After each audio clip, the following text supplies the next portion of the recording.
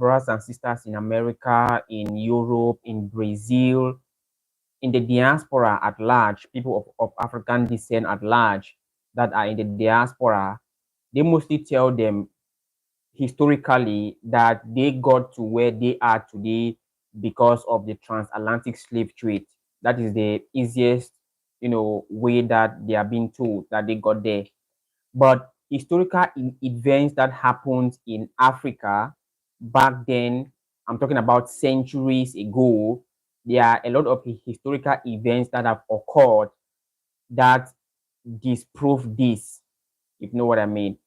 And in this live stream today, we are going to be looking at one particular event. Of course, there are so many events, but this one is the one that really went down in history. Like, even though they tried so much, so hard in order to wipe out these African events, but this one was something that it could not be wiped out. Even though at the end of these events, I think they try to frame it to look like as if this our African father that took upon this journey of exploration did not succeed. But I've done a lot of research about this topic, and I must tell you that some of our brothers that are in America, particularly in the US, some of you are descendants of this, our great father that left the Mali Empire, because today we are going to be looking at the Mali Empire, and the Mali Empire this is one of the greatest empires that have existed in the African continent, in the history of the African continent. We have so many great African empires, but the Mali Empire is one of the greatest, and it has so many historical events that have occurred in this empire. So that's what we are going to be looking at here today. So now, at first, let me try and talk about Christopher Columbus, because in America, they said Christopher Columbus discovered America. Now, let us try to go back to the date when Christopher Columbus settled or set foot in the New World, which is the US. Now, the date said that it was in 1479 or 1490, something like that. But this our great African father started exploring the Atlantic Ocean from 1311. You know what I mean? That is like 100 years before Christopher Columbus, set sail and landed in America. And Christopher Columbus himself said that when he got to the, when he got to the New World, he already met some people there, even though he described them as Indians, if you know what I mean. But the truth is that he met some people there. Now, who is this our father that set foot? His name is Mansa Abubakari, and he was the second of the Mali Empire. He was king at that time, and it was after he left for this great fleet that he wanted to explore other places. After he left, and they waited for some time, I think it was a year later before Mansa Musa now came into power, if you know what I mean. And I'm sure we all know about Mansa Musa. We all know of Mansa Musa. Mansa Musa is the world wealthiest man in history. So it can just tell you how great our stories and our ancestors were back then. So now, because of the massive success that the Mali Empire has obtained around the years, and because of its vastness, this king Mansa Abubakari II was looking forward to extend the Mali Empire to, to look for other places. Now, it's not even about to extend it, but his aim was to look for other worlds, to discover other places. And so he took upon himself, and he told his half brother, because Mansa Musa was his half brother. He told his half brother that he is about to embark on a journey, and he doesn't think he's going to return. He's going to come back to the empire. So that is what he told his brother. He said he was about to embark on a journey, and he is not sure if he's going to return back to the Mali Empire. And so he took 2,000 ships with him. 2,000 ships. And alongside with these 2,000 ships, he took craftsmen, he took builders, he took traders, a lot of people that he took with him.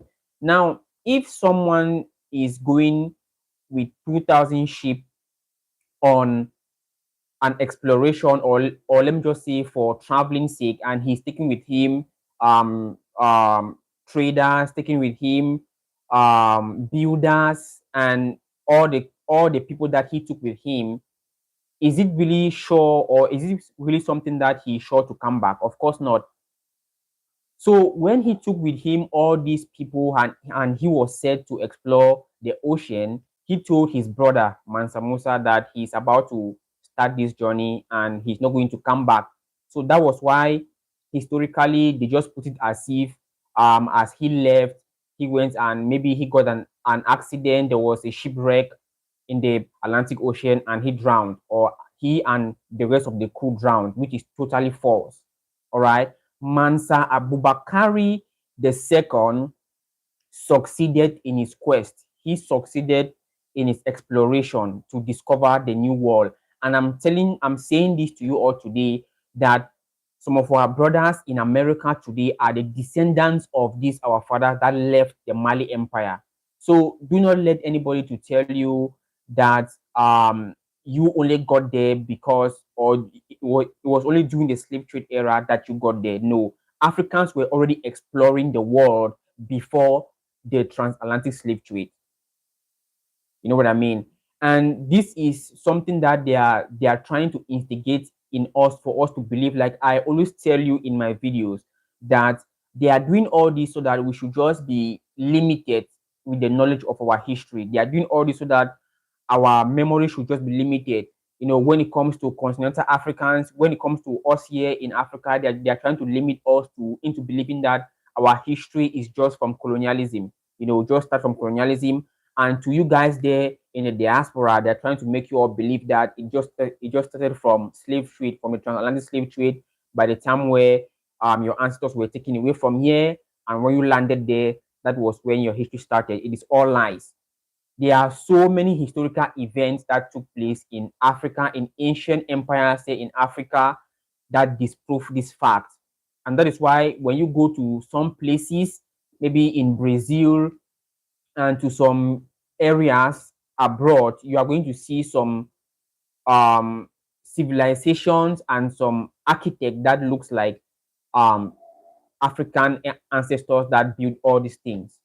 So when Mansa Abubakari II left the Mali Empire, his half brother knew, Mansa Musa, his half brother knew that he was not going to return. And so he went to Egypt. This story that I'm telling you, this is the actual truth. You can do your research on this. This is something that is not being taught in our schools. It is something that is not being taught for us to be aware of our history. So after Mansa Abubakari left the Mali Empire for his exploration, Mansa Musa waited for a year for him to return, but he didn't return, and he now went to meet one of his friends in Egypt. By that time, it was known as Kemet, you know. So he went and told his friend that you all should come and um witness how I am going to become king, because my half brother has left to explore the ocean and to look for a new world. And so I am the next in line. I am the next person to be crowned king. So in the day of the coronation of Mansa Musa, Egyptians were present. The Egyptian kings were present in the day of the coronation of Mansa Musa. And this is something that I want us to do thorough research. You are not going to see it on maybe some historical blogs. It is when you do thorough research that you're going to realize what I'm telling you all. So, and I don't even want to talk about the links that the Mali Empire had with their brothers, Egyptians. The Egyptians. I don't want to even talk about that. But I'm just here to talk about the exploration of Mansa Abubakari II. So now this is the truth. All right, this is the truth that I'm telling you all. So you guys that are in the diaspora, do not believe, or do not only, yes, I know the transatlantic slave trade took some of you guys to the US and to Brazil and stuff like that. But our ancestors were already there. You know, Christopher Columbus discovered America 14, is it 14? Either it should be 1470 something or 1490 something, you know. And Mansa Abubakari II started his exploration in 1311. That is about 100 years before Christopher Columbus set foot, or should I say, before he discovered the New World. And so, if we want to talk about 100 years later, that is around 2 generations. Because for me, I think like that is around 50, and it was more than 100. You know what I mean? And so, these our ancestors must have multiplied, or, and I'm not saying they were the first maybe to get to the US or to get to other places. I'm sure that maybe they also met some other people there, because a place that have already been discovered by different people cannot be discovered. So because there is a lot of historical lies that is going on even here in Africa. There are some rivers here in Africa that is written in history that this river was discovered by this German explorer. This river was discovered by this. But when we want to look at reality, we are going to realize that these rivers, these German explorers were being taken to these rivers by the native that they met on that land. If you know what I mean, the native that they met on that land took them to this river. And so, if the native already knew of the river, then how can the river be discovered? You know, it's just something, it's really, really funny, you know. So, it's not going to be a long stream. This is what I just said. This is the message that I just said. Let me pass across. So, if you came late to the stream, you can go back and rewatch it from the start when I started. So, I'm going to see you all on my next live stream. Have a nice day, if it's day there, because here it is around past 3 a.m. in the night. So have a nice night or day depending on your time frame.